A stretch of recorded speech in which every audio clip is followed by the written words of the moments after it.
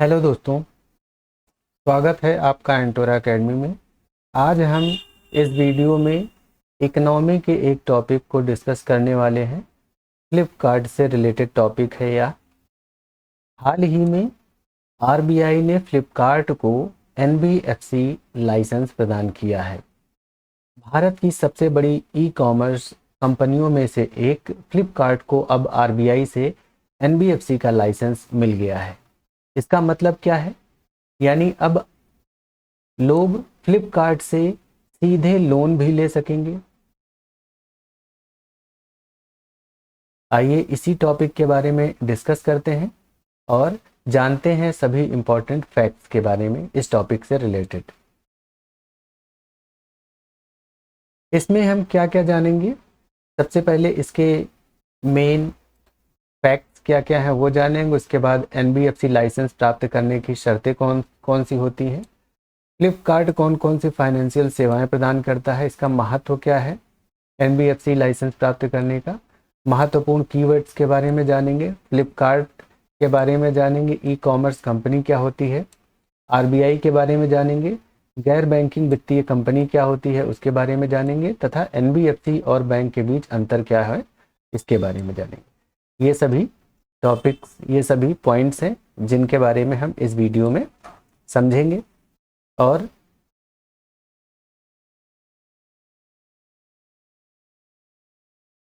देखेंगे कौन कौन से फैक्ट्स हमारे लिए सबसे महत्वपूर्ण हैं।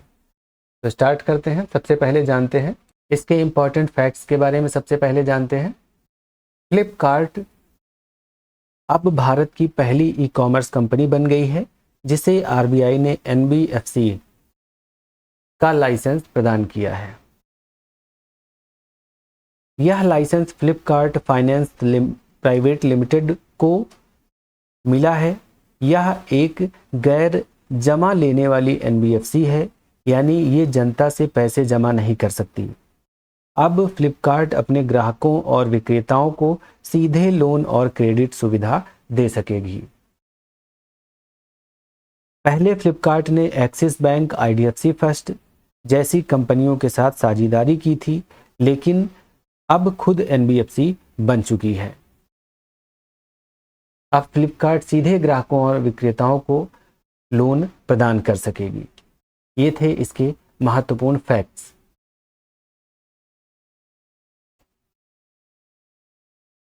अब हम जानते हैं एनबीएफसी के बारे में, यानी नॉन बैंकिंग फाइनेंशियल कंपनीज के बारे में। कंपनी क्या होती है?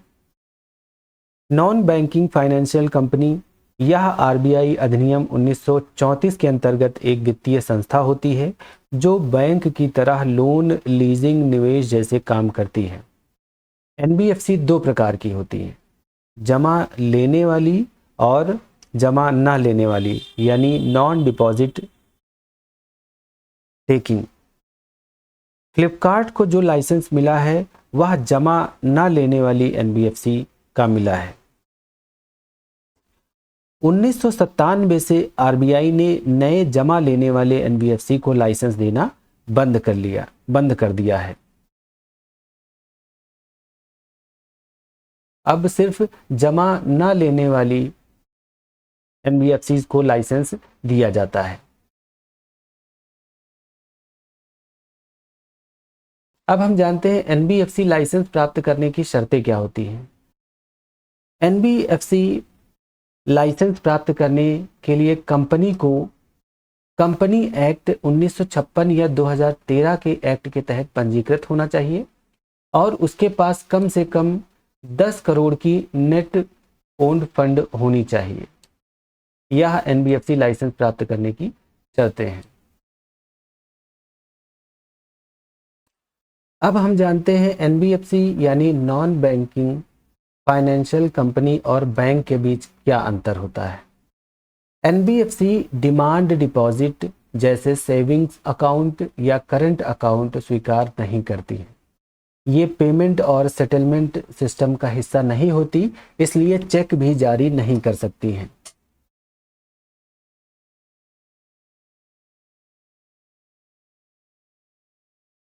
एनबीएफसी में जमा की गई धनराशि पर डिपॉजिट इंश्योरेंस और क्रेडिट गारंटी कॉरपोरेशन का सुरक्षा कवच लागू नहीं होता है। यह है एनबीएफसी और बैंक के बीच अंतर। अब हम जानते हैं ई कॉमर्स कंपनी के बारे में, क्योंकि फ्लिपकार्ट जिसे एनबीएफसी का लाइसेंस दिया गया है वह एक ई कॉमर्स कंपनी है। तो जानते हैं ई कॉमर्स कंपनी क्या होती है। ई कॉमर्स कंपनी वह होती है जो इंटरनेट के माध्यम से उत्पादों या सेवाओं की खरीद और बिक्री करती है। ई कॉमर्स कंपनियों के प्रकार कौन कौन से हैं देख लेते हैं। 3 हैं इसके प्रकार। B2C यानी बिजनेस टू कंज्यूमर, जैसे अमेजॉन, फ्लिपकार्ट, ये कंपनियां सीधे ग्राहकों को सामान बेचती हैं। B2B दूसरा प्रकार है। B2B यानी बिजनेस टू बिजनेस, जैसे इंडिया मार्ट, उड़ान, ये कंपनियां अन्य व्यवसायों को उत्पाद या सेवाएं प्रदान करती हैं। तीसरा है C2C यानी कंज्यूमर टू कंज्यूमर, जैसे OLX और क्विकर। इसके माध्यम से ग्राहक एक दूसरे से सामान खरीदते और बेचते हैं। ये हैं ई कॉमर्स कंपनियों के 3 प्रमुख प्रकार। भारत की प्रमुख ई कॉमर्स कंपनियां कौन कौन सी हैं वर्तमान में।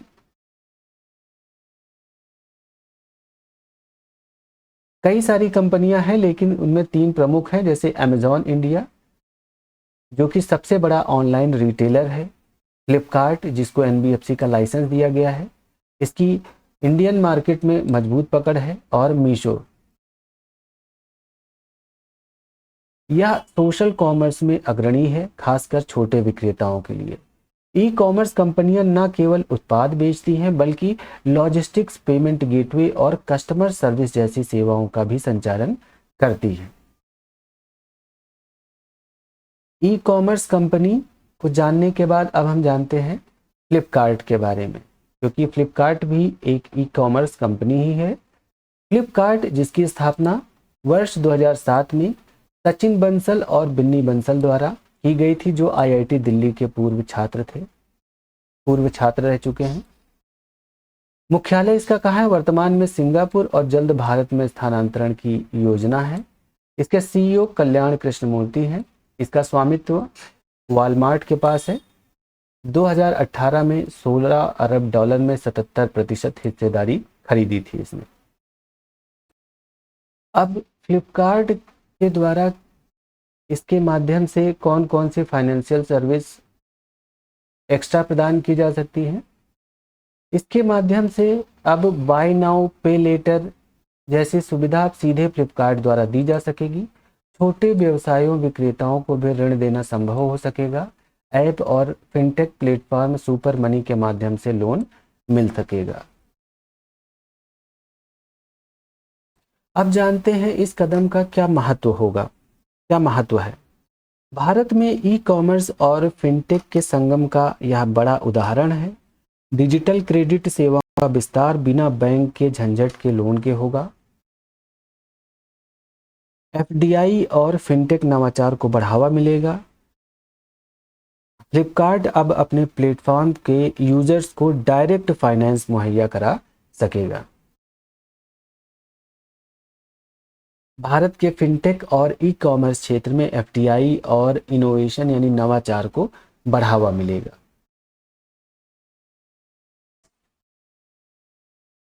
अब हम जान लेते हैं आरबीआई के बारे में, जिसने ई कॉमर्स कंपनी फ्लिपकार्ट को एनबीएफसी का लाइसेंस प्रदान किया है। आरबीआई भारत का केंद्रीय बैंक है, जिसकी स्थापना 1 अप्रैल 1935 को reserve bank of India act 1934 के तहत हुई थी, और इसका मुख्यालय मुंबई में है। वर्तमान गवर्नर संजय मल्होत्रा हैं 2024 से। इसका मुख्य कार्य क्या है, मौद्रिक नीति बनाना और देश में मुद्रा की स्थिरता बनाए रखना, बैंकिंग प्रणाली का नियमन और पर्यवेक्षण करना, विदेशी मुद्रा का प्रबंधन और विनिमय दरों को नियंत्रित करना, मुद्रा जारी करना और नकली नोटों की रोकथाम करना, वित्तीय समावेशन को बढ़ावा देना भी इसका प्रमुख कार्य है। अब हम कुछ महत्वपूर्ण फैक्ट्स को देख लेते हैं। आरबीआई के बारे में हमने जाना, यह भारत का केंद्रीय बैंक है और एनबीएफसी को नियंत्रित करती है। इसकी स्थापना 1935 में हुई थी और इसका मुख्यालय मुंबई में है। और गवर्नर संजय मल्होत्रा हैं। एनबीएफसी जो कि गैर बैंकिंग वित्तीय कंपनी होती है, बैंक जैसी सेवाएं प्रदान करती हैं लेकिन बैंक नहीं होता है। वॉलमार्ट अमेरिका की रिटेल दिग्गज कंपनी है और फ्लिपकार्ट की मालिक भी है। कल्याण कृष्णमूर्ति फ्लिपकार्ट के वर्तमान सीईओ हैं। बिन्नी और सचिन बंसल फ्लिपकार्ट के संस्थापक हैं। 2007 में इन्होंने इसकी स्थापना की थी। यह आईआईटी दिल्ली से ग्रेजुएट है। यह थे इस टॉपिक से रिलेटेड सभी महत्वपूर्ण फैक्ट्स जो हमारे लिए जानना बहुत आवश्यक था।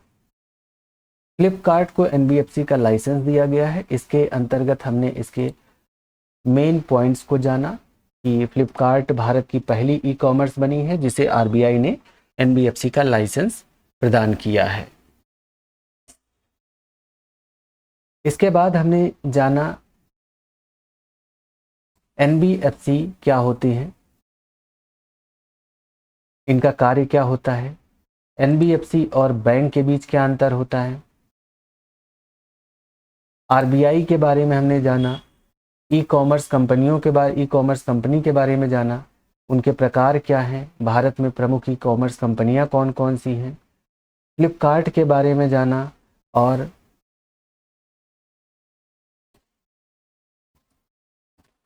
एनबीएफसी का लाइसेंस प्रदान करने के बाद फ्लिपकार्ट को एनबीएफसी का लाइसेंस प्रदान करने का क्या महत्व है इसके बारे में जाना। फ्लिपकार्ट कौन कौन सी फाइनेंशियल सर्विसेज और दे पाएगा तथा एनबीएफसी का लाइसेंस प्राप्त करने की शर्तें क्या है। इन सभी पॉइंट्स को हमने इस टॉपिक के अंतर्गत कवर किया। Thank you. मिलते हैं नेक्स्ट वीडियो में।